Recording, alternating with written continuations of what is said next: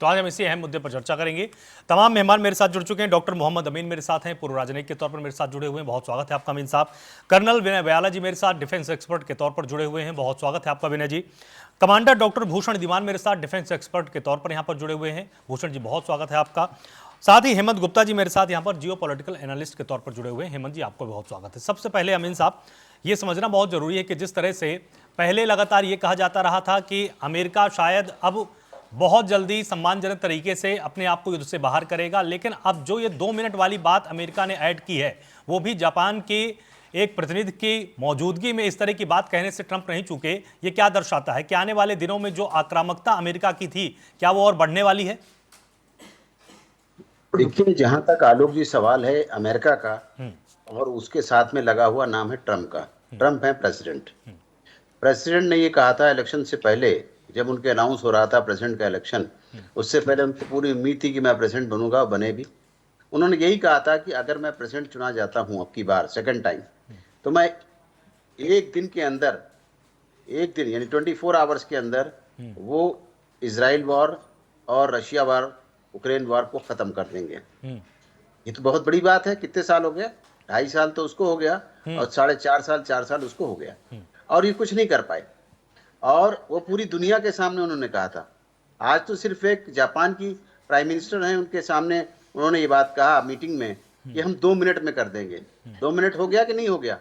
आप देख लीजिए, जितने लोग थे उतनी तरह की बातें। यानी जब भी आप देखते हैं, जब भी आप देखते हैं किसी तरह की बात, उसमें उसी तरह की बात निकल के सामने आती है कि ये 2 मिनट, एक दिन, 24 घंटे ही कर देंगे।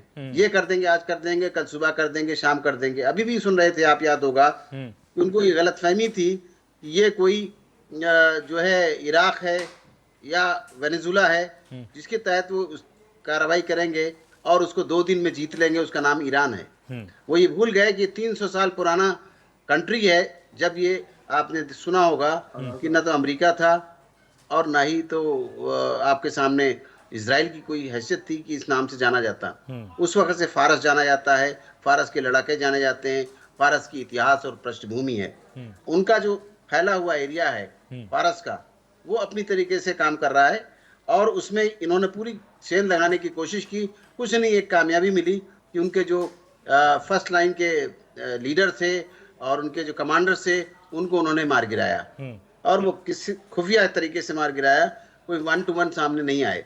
और अभी आप देखिए, ये भी पीछे हट गए हैं। जो कह रहे थे कि हम ग्राउंड की सपोर्ट भेजेंगे, ग्राउंड में हम लड़ाई लड़ेंगे, उन्होंने भेजे थे पैराट्रूपर।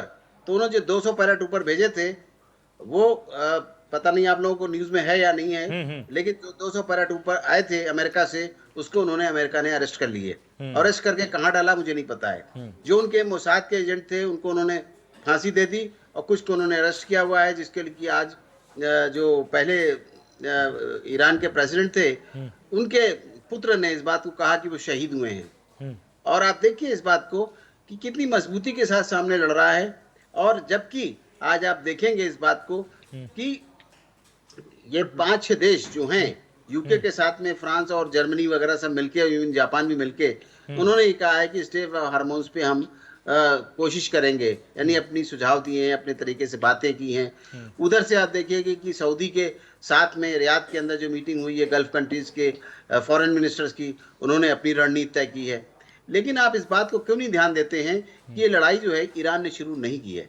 ये शुरू की है, वो टेबल पे बैठा हुआ था बात करने के लिए, और अमेरिका इस बात का गवाह है, दुनिया इस बात को जानती है। आज इसी बात से दुनिया परेशान है कि वो तो बात करने गए थे और वो उन्होंने, इजराइल ने लड़ाई छेड़ दी। ये क्या समझ के छेड़ा था?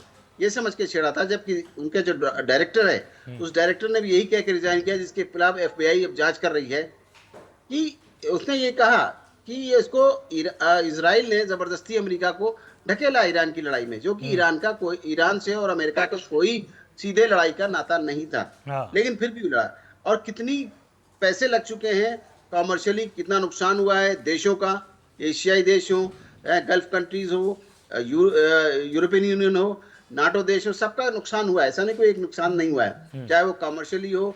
आप देखिए LPG के गैस जो नुकसान किया है उन्होंने कल कुवैत में, उससे आप देखिए कितना भारी नुकसान हुआ है। गैस के चक्कर में 30-40% जो है रेट हाई हो गए हैं। आप देखेंगे इस बात को।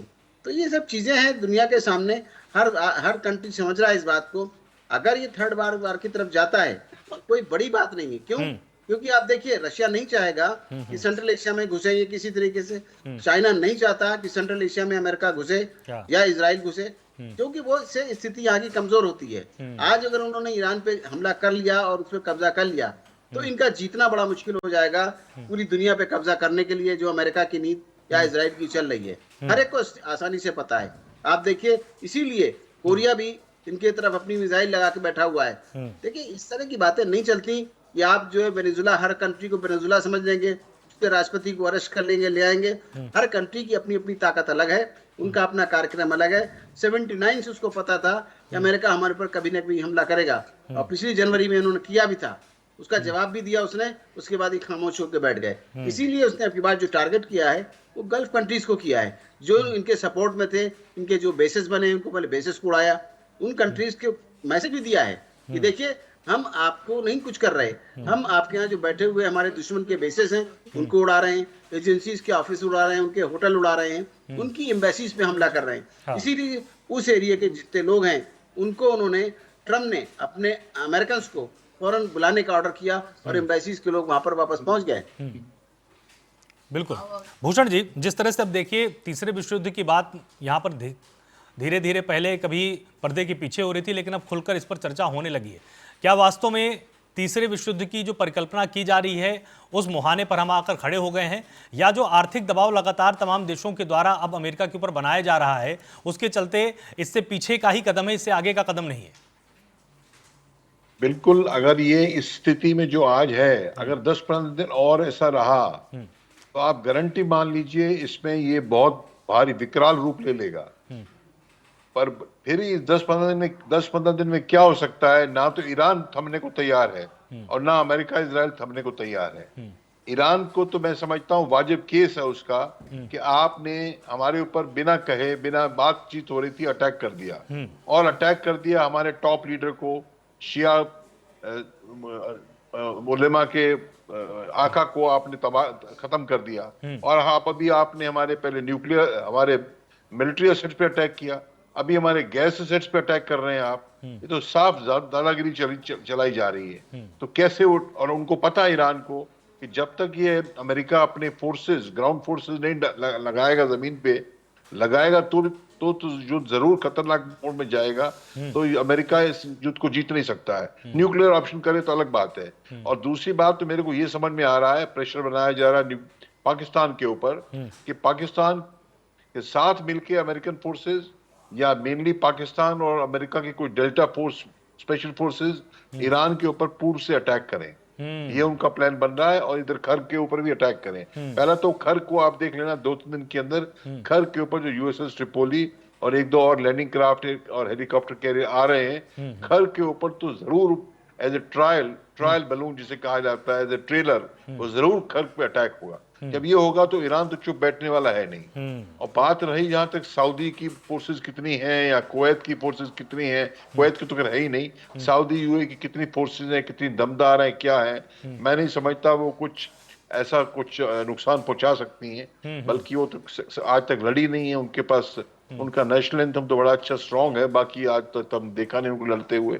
तो लबोलबाब ये है कि अभी यूएसए और ट्रम्प की नाक की बात आ गई है। इतने 20 दिन हो गए, ट्रम्प ने कुछ अचीव तो किया नहीं। Destruction destruction destruction. क्या उनके एम थे? रजीम चेंज। क्या उनके एम थे? उनके ईरान के न्यूक्लियर एसेट्स को रोकना। रोकने की क्या जरूरत थी भाई? आपके पास तो जेसीपी और अकॉर्ड तो आपने 17-18 में पिछली टर्म में आपने उठा के खारिज कर दिया उसको। अभी वही चाह रहे हैं आपके एग्रीमेंट हो जाए। मतलब बहुत अनरीजनेबलनेस है। पर उनका एम तो यही था कि ये एम तो अभी भी यही है कि वो एम यही है कि मिडिल ईस्ट में इनका वर्चस्व बन जाए। अभी जो भी स्थिति है इनका वर्चस्व बन जाए। पर मैं साफ देख रहा हूं ये लड़ाई किस तरफ भी जाए, चाहे यूएसए इजराइल जीते, चाहे ईरान चाहे ना जीते, मैं फिर भी कह रहा हूं इस युद्ध के बाद ये अमेरिका का वर्चस्व मिडिल ईस्ट से बहुत कम हो जाएगा। क्यों? सऊदी, कुवैत, कतार, बहरीन वो खुद भी चाहेंगे, खुद भी सोचेंगे ये भाई तो अनरिलायबल पार्टनर है अमेरिका, इसकी बात ना सुनी जाए और पेट्रो डॉलर से भी हट जाया जाए। पेट्रो डॉलर से तो इनको हम शहद दे रहे, इनको पेट्रो इन्वेस्ट पेट्रो डॉलर क्या है? पेट्रोल में डॉलर में पेट्रोल बेचो और वो इन्वेस्ट आप अमेरिका में कंपलसरी करो। तो क्या फायदा हुआ हमें मिलने का? हमारे ऊपर ही अटैक हो रहा है, कुछ कर तो पाए नहीं है, हमें ही कह रहे हैं लड़ जाओ भाई तुम। तो ये इसका मतलब ये दोनों बुरी तरह ये हार, दोनों तरफ से हार का सामना करेंगे और इसी के चलते कुछ गलत कदम उठाएं कि अब तक टैक्टिकल न्यूक्लियर वेपन्स ही ना यूज करें। देखिए आगे क्या होता है। बिल्कुल। जिस तरह से विनय जी